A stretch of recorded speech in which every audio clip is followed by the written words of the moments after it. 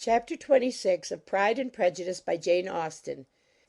Pride and Prejudice by Jane Austen, Chapter 26. Mrs. Gardiner's caution to Elizabeth was punctually and kindly given on the first favourable opportunity of speaking to her alone.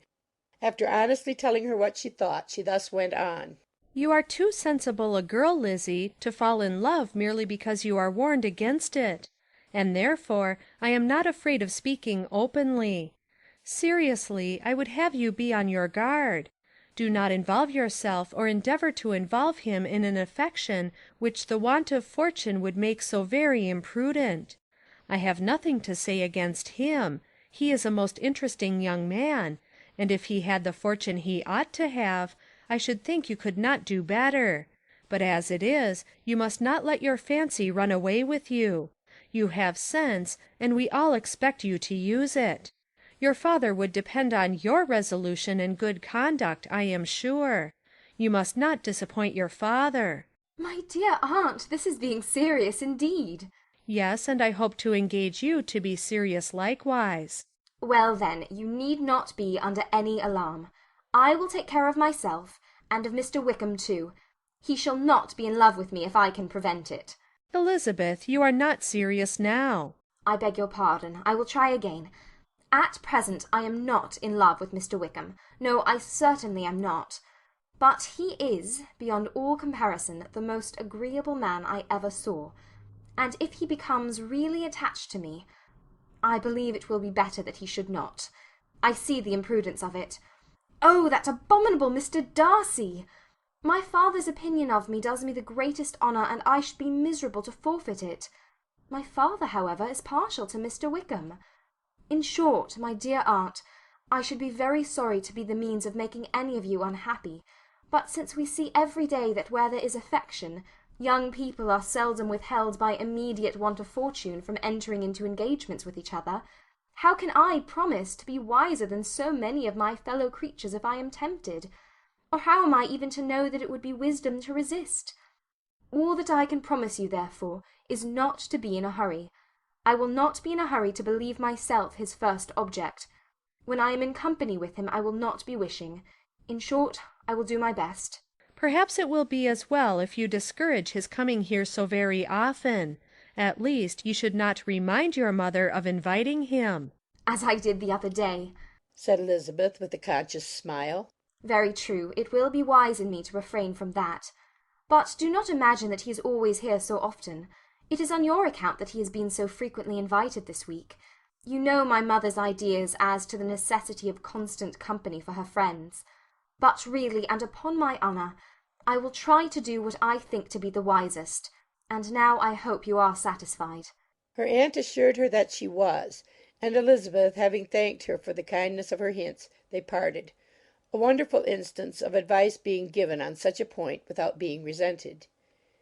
Mr. Collins returned into Hertfordshire soon after it had been quitted by the Gardiners and Jane; but as he took up his abode with the Lucases, his arrival was no great inconvenience to Mrs. Bennet. His marriage was now fast approaching, and she was at length so far resigned as to think it inevitable, and even repeatedly to say, in an ill-natured tone, that she wished they might be happy. Thursday was to be the wedding day, and on Wednesday Miss Lucas paid her farewell visit, and when she rose to take leave, Elizabeth, ashamed of her mother's ungracious and reluctant good wishes, and sincerely affected herself, accompanied her out of the room. As they went downstairs together, Charlotte said, "I shall depend on hearing from you very often, Eliza." "That you certainly shall." "And I have another favour to ask you. Will you come and see me?" "We shall often meet, I hope, in Hertfordshire." "I am not likely to leave Kent for some time. Promise me, therefore, to come to Hunsford." Elizabeth could not refuse, though she foresaw little pleasure in the visit. "My father and Maria are coming to me in March," added Charlotte, "and I hope you will consent to be of the party. Indeed, Eliza, you will be as welcome as either of them." The wedding took place. The bride and bridegroom set off for Kent from the church door, and everybody had as much to say or to hear on the subject as usual.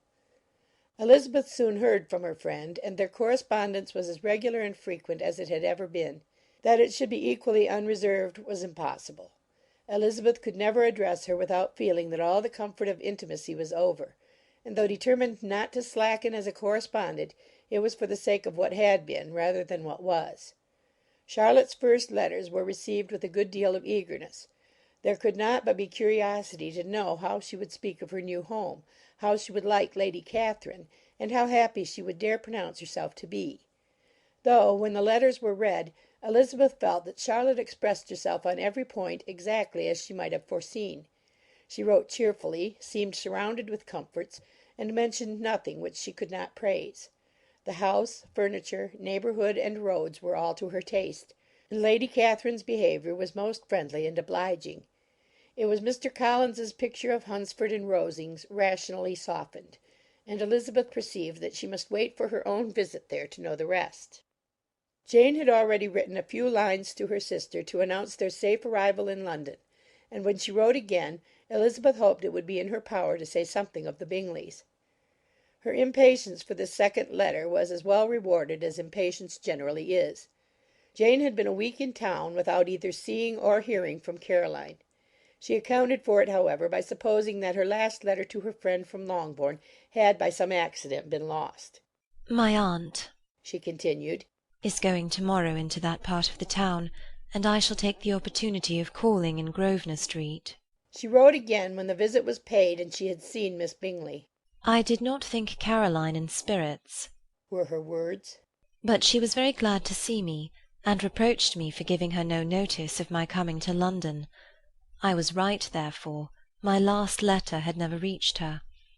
I inquired after their brother, of course. He was well, but so much engaged with Mr. Darcy that they scarcely ever saw him. I found that Miss Darcy was expected to dinner. I wish I could see her. My visit was not long, as Caroline and Mrs. Hurst were going out. I dare say I shall see them soon here." Elizabeth shook her head over this letter. It convinced her that accident only could discover to Mr. Bingley her sister's being in town. 4 weeks passed away, and Jane saw nothing of him. She endeavoured to persuade herself that she did not regret it, but she could no longer be blind to Miss Bingley's inattention. After waiting at home every morning for a fortnight, and inventing every evening a fresh excuse for her, the visitor did at last appear; but the shortness of her stay, and yet more the alteration of her manner, would allow Jane to deceive herself no longer. The letter which she wrote on this occasion to her sister will prove what she felt. "My dearest Lizzie will, I am sure, be incapable of triumphing in her better judgment at my expense, when I confess myself to have been entirely deceived in Miss Bingley's regard for me. But, my dear sister, though the event has proved you right, do not think me obstinate if I still assert that, considering what her behaviour was, my confidence was as natural as your suspicion. I do not at all comprehend her reason for wishing to be intimate with me, but if the same circumstances were to happen again, I am sure I should be deceived again. Caroline did not return my visit till yesterday, and not a note, not a line did I receive in the meantime. When she did come, it was very evident that she had no pleasure in it. She made a slight, formal apology for not calling before, said not a word of wishing to see me again, and was in every respect so altered a creature that when she went away I was perfectly resolved to continue the acquaintance no longer. I pity, though I cannot help blaming her. She was very wrong in singling me out as she did. I can safely say that every advance to intimacy began on her side. But I pity her, because she must feel that she has been acting wrong, and because I am very sure that anxiety for her brother is the cause of it. I need not explain myself farther, and though we know this anxiety to be quite needless, yet if she feels it, it will easily account for her behaviour to me, and so deservedly dear as he is to his sister, whatever anxiety she must feel on his behalf is natural and amiable. I cannot but wonder, however, at her having any such fears now, because if he had at all cared about me, we must have met long ago. He knows of my being in town, I am certain, from something she said herself, and yet it would seem, by her manner of talking, as if she wanted to persuade herself that he is really partial to Miss Darcy. I cannot understand it. If I were not afraid of judging harshly, I should be almost tempted to say there is a strong appearance of duplicity in all this. but I will endeavour to banish every painful thought, and think only of what will make me happy, your affection, and the invariable kindness of my dear uncle and aunt. Let me hear from you very soon. Miss Bingley said something of his never returning to Netherfield again, of giving up the house, but not with any certainty. We had better not mention it. I am extremely glad that you have had such pleasant accounts from our friends at Hunsford. Pray go to see them, with Sir William and Maria. I am sure you'll be very comfortable there. Yours, etc.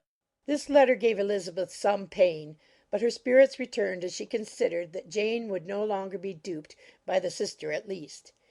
All expectation from the brother was now absolutely over. She would not even wish for a renewal of his attentions. His character sunk on every review of it, and as a punishment for him, as well as a possible advantage to Jane, she seriously hoped he might really soon marry Mr. Darcy's sister, as by Wickham's account she would make him abundantly regret what he had thrown away. Mrs. Gardiner about this time reminded Elizabeth of her promise concerning that gentleman, and required information; and Elizabeth had such to send as might rather give contentment to her aunt than to herself. His apparent partiality had subsided. His attentions were over. He was the admirer of some one else. Elizabeth was watchful enough to see it all, but she could see it and write of it without material pain. Her heart had been but slightly touched, and her vanity was satisfied with believing that she would have been his only choice had fortune permitted it. The sudden acquisition of £10,000 was the most remarkable charm of the young lady to whom he was now rendering himself agreeable. But Elizabeth, less clear-sighted perhaps in this case than in Charlotte's, did not quarrel with him for his wish of independence. Nothing, on the contrary, could be more natural; and while able to suppose that it cost him a few struggles to relinquish her, she was ready to allow it a wise and desirable measure for both, and could very sincerely wish him happy. All this was acknowledged to Mrs. Gardiner, and after relating the circumstances, she thus went on. I am now convinced, my dear aunt, that I have never been much in love, for had I really experienced that pure and elevating passion, I should at present detest his very name and wish him all manner of evil. But my feelings are not only cordial towards him, they are even impartial towards Miss King. I cannot find out that I hate her at all, or that I am in the least unwilling to think her a very good sort of girl. There can be no love in all this. My watchfulness has been effectual, and though I certainly should be a more interesting object to all my acquaintances were I distractedly in love with him, I cannot say that I regret my comparative insignificance. Importance may sometimes be purchased too dearly. Kitty and Lydia take his defection much more to heart than I do. They are young in the ways of the world, and not yet open to the mortifying conviction that handsome young men must have something to live on as well as the plain. End of chapter 26.